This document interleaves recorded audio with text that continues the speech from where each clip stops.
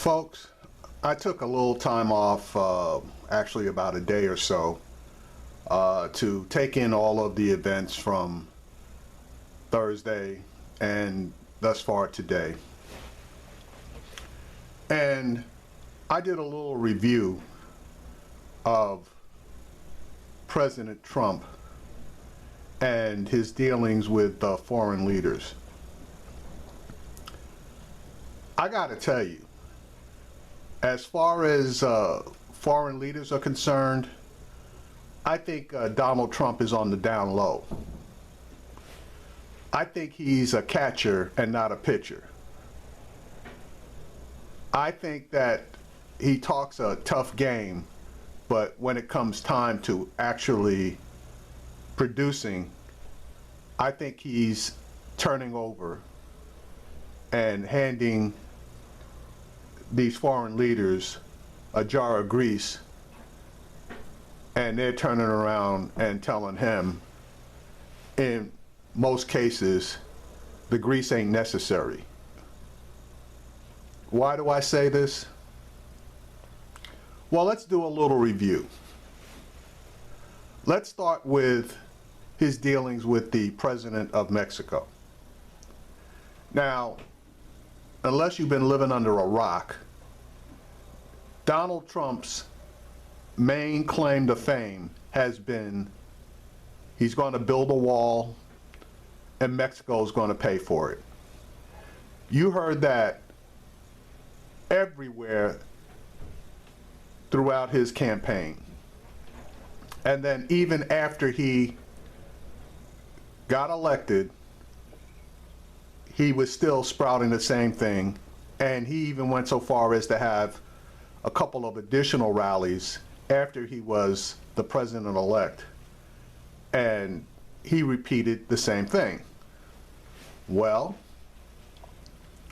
funny thing was, when he was campaigning, he did meet with the president of Mexico, and for some unknown reason, he didn't discuss the wall and who was going to pay for it. Now,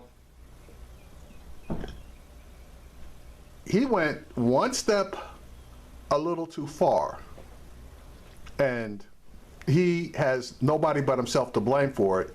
That and his incessant infatuation with Twitter.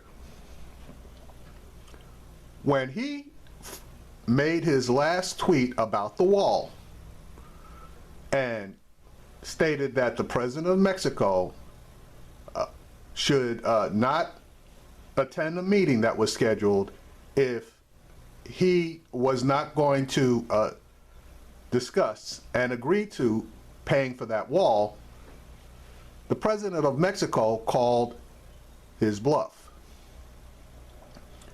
and issued his own statement, that is the president of Mexico, that he wasn't coming because he damn sure wasn't going to pay for that wall. Well, that had the effect of two things. Number one, the president of Mexico, Peña Nieto, his popularity rose. He was trending in the same percentages as Donald Trump as far as his popularity in Mexico was concerned. But after he made that statement and canceled that trip, his numbers skyrocketed. And the people of Mexico rallied behind him. So what was the net effect? Donald Trump, through his subordinates, and probably his son-in-law, but then again, I'm not all that sure about that.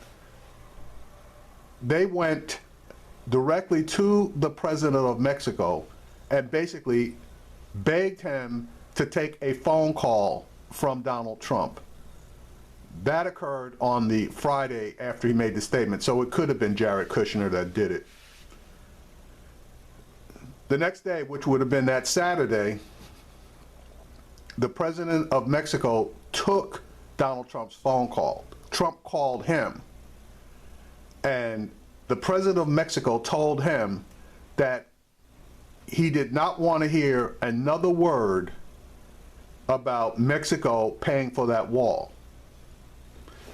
You will notice after that phone call conversation, which Trump acknowledged occurred, and he wouldn't pony up on the fact that he called the president of Mexico, but you'll notice Donald Trump has not said another single word about who was going to pay for the wall.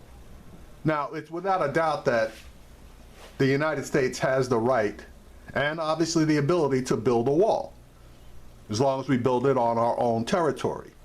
So nobody can pretty much say a word about that. But as far as who's paying for it, you haven't heard a single word. Now, I saw an interview last night with one of the trade ambassadors from Mexico on TV, and he basically broke it down. He stated that he didn't care if Donald Trump imposed that 20% tariff on goods coming in from Mexico. Wouldn't bother him in the least. Number one, because it would not be Mexico that would be paying that tariff. It would be the American people, i.e., the prices on goods coming across the border into the United States would end up costing more money and disadvantaging the American people.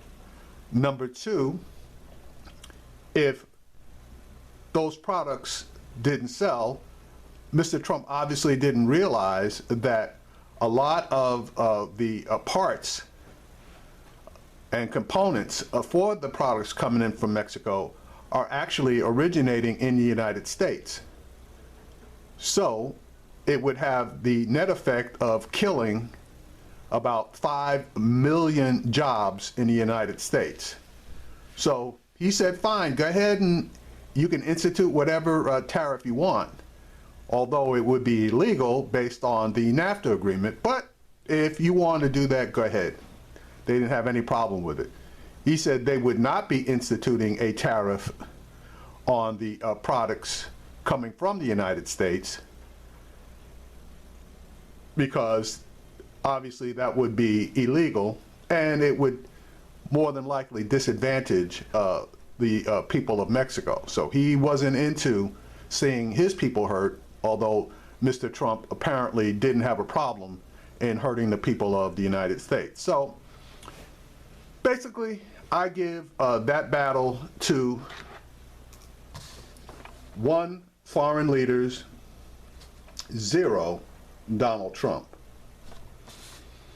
Okay, the Prime Minister of Australia, round 2. Donald Trump got punked by the Prime Minister of Australia. They were supposed to have an hour-long conversation, and because Mr. Trump's propensity for attention is extremely low, that conversation lasted approximately 25 minutes. At which time, one of the main items that was discussed was the acceptance of refugees. Now, former President Obama had cut a deal with the Prime Minister of Australia for us to take approximately 110,000 refugees, and in return, Australia would accept approximately the same number of refugees or people from Central and South America that were seeking refugee status. So instead of those refugees that so many people have an issue with coming from Guatemala and San Salvador, countries that are having extreme problems, those people would be accepted by Australia, and we would accept the people that Australia took in from the Middle East and housed on not Australia, but islands under the control of Australia. The Prime Minister had a big issue because of the problems with those people, and he needed to get rid of that problem, just like we needed to try to get rid of the problem of massive amounts of illegal immigrants coming from Central and pretty much Central America through Mexico and into the United States. So as far as the Prime Minister of Australia and Obama were concerned, that was basically a win-win proposition. Now, everybody was being vetted. So all those people from the Middle East that came into Australia, they were vetted not only by Australia, but by us. And we reserved, obviously, the right, once our vetting process was concluded, to deny anyone that failed our process. Win-win. Well, Mr. Trump decided that he didn't like that particular deal. The Prime Minister of Australia got pissed off, and though I wasn't there, I'm assuming things got a bit tense, let us say, to the point that Mr. Trump apparently hung up on the Prime Minister. Well, the Prime Minister was no punk, and he came out and made his own statements to his people, which obviously we received notice of.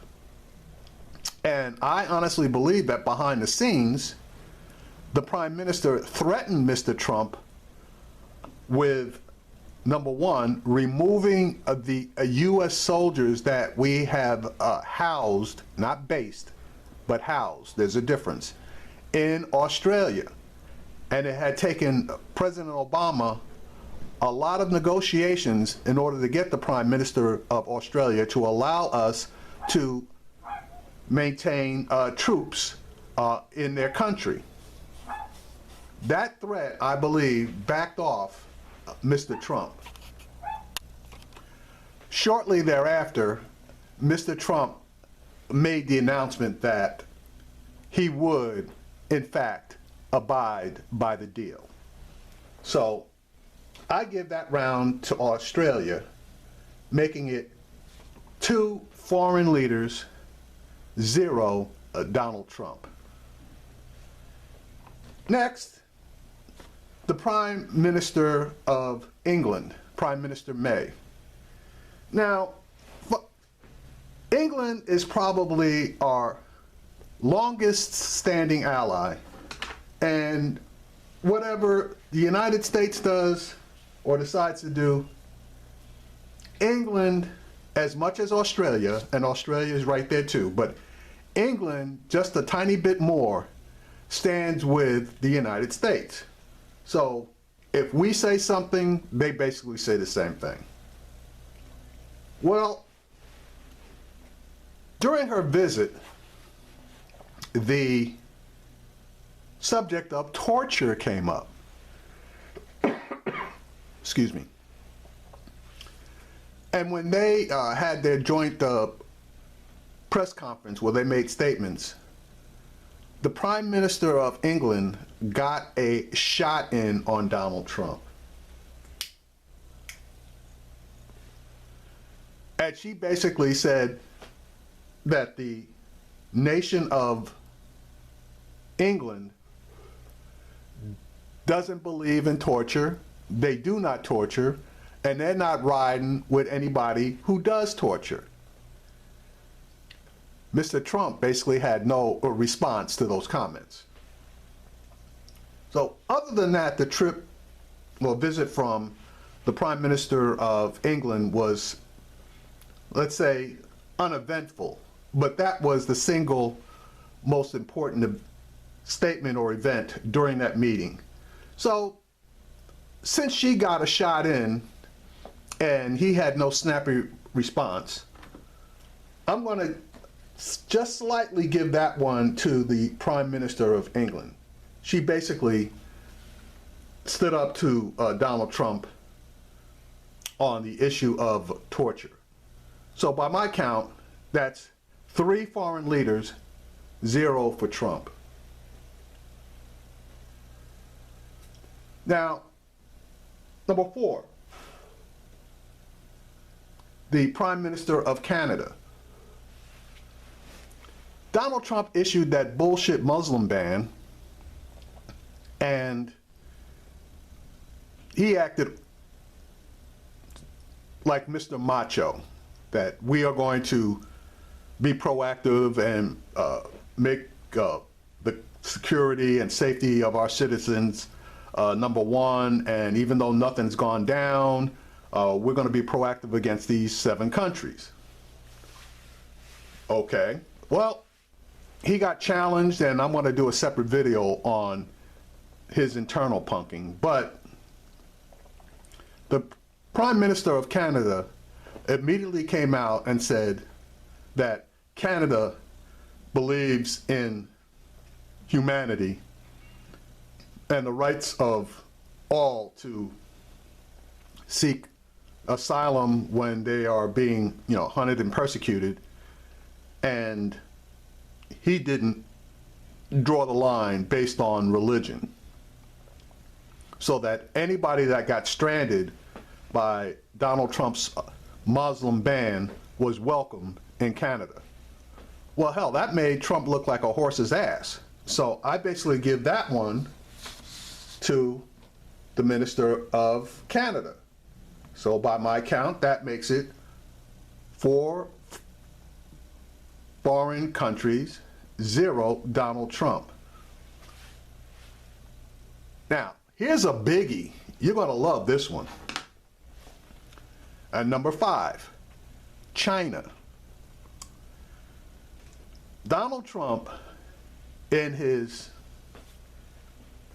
let's call it ignorance, decided that he was going to have a conversation with the head of Taiwan.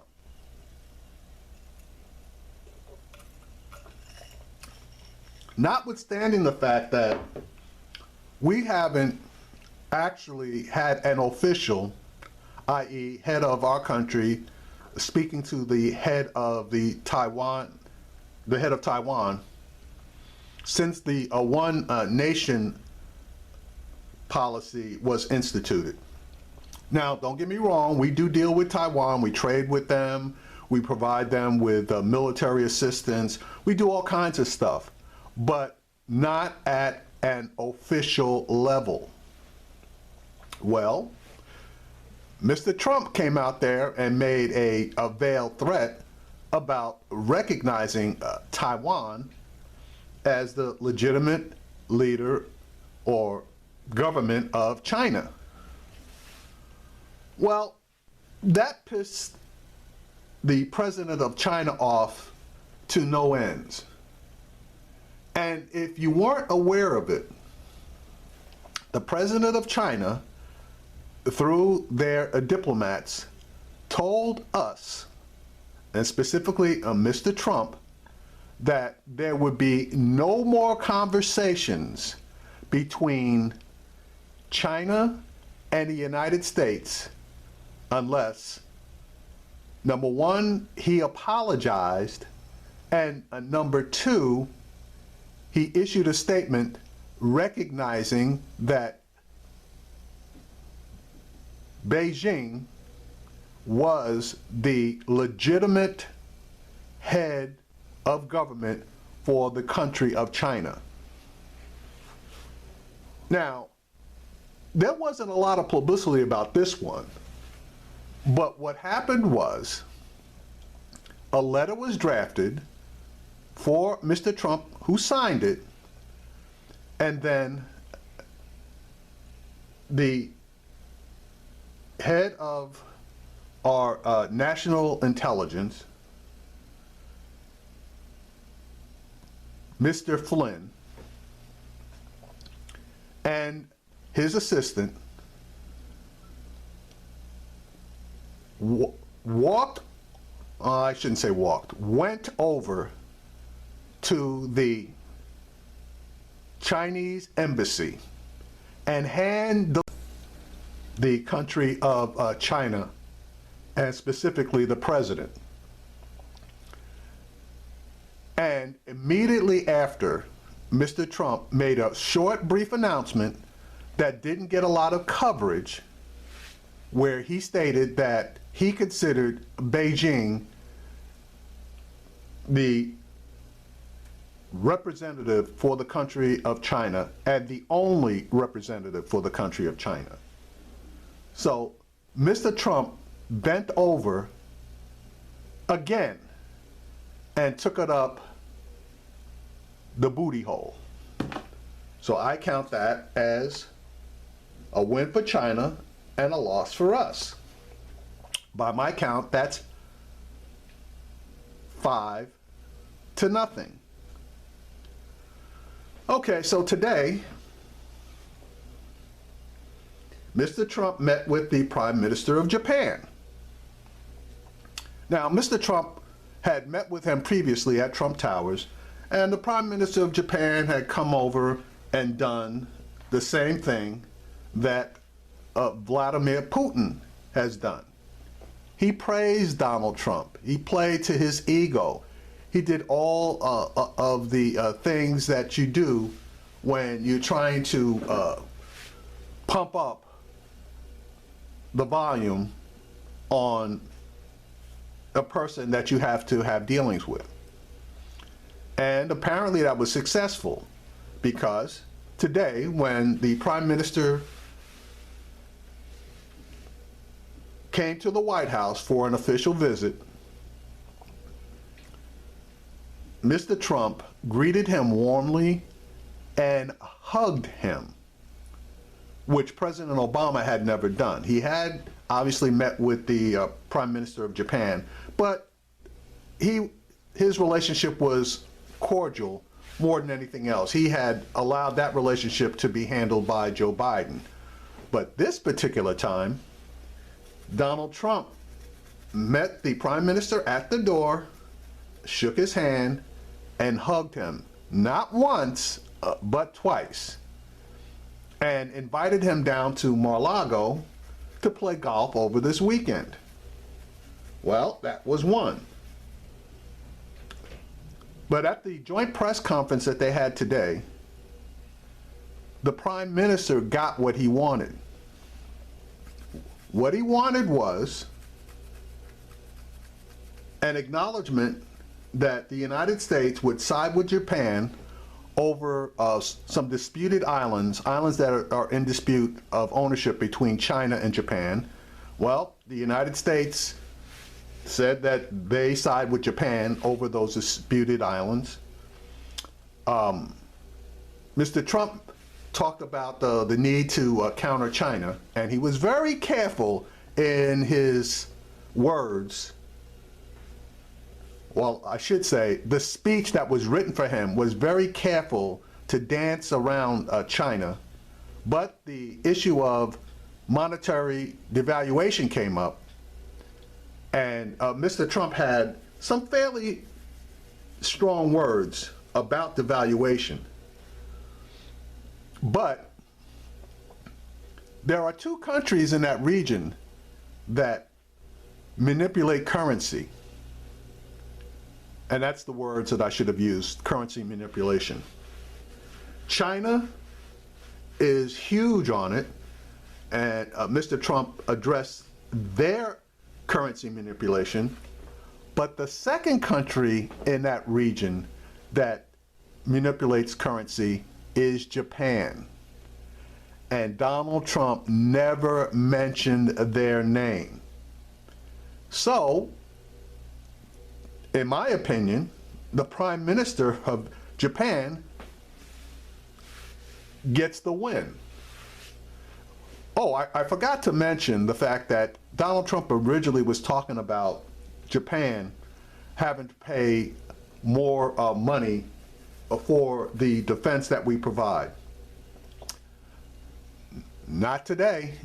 Donald Trump turned around and thanked the Prime Minister of Japan for allowing us to maintain bases in Japan. He was very complimentary to the prime minister. So, in my opinion, the prime minister got everything that he wanted. And from what I can see here, we didn't get anything in return. So, by my count, that makes it 6-0 and a shutout.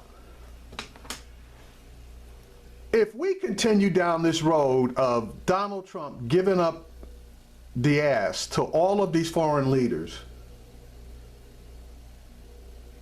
we are going to have a tough nut to crack. Now, I could actually make this 7-0. How can I do that? I failed to mention the 800-pound gorilla in the room. That 800-pound gorilla is Vladimir Putin. Donald Trump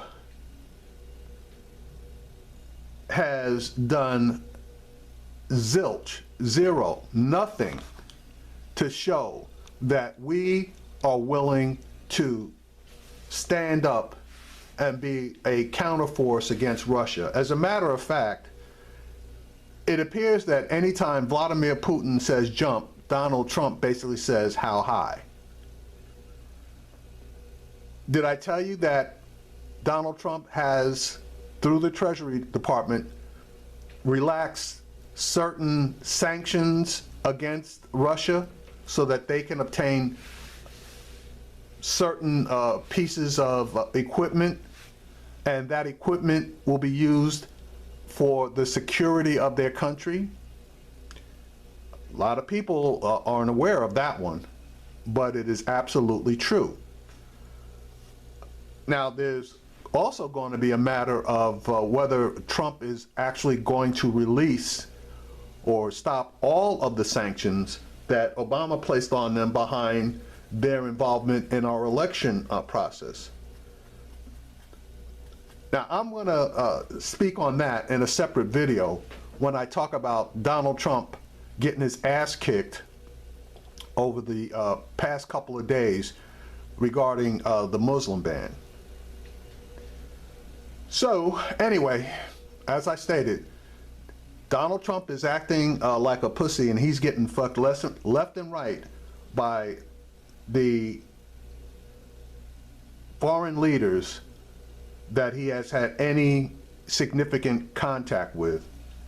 And I don't think that America can stand much more of this sodomy. Just my opinion.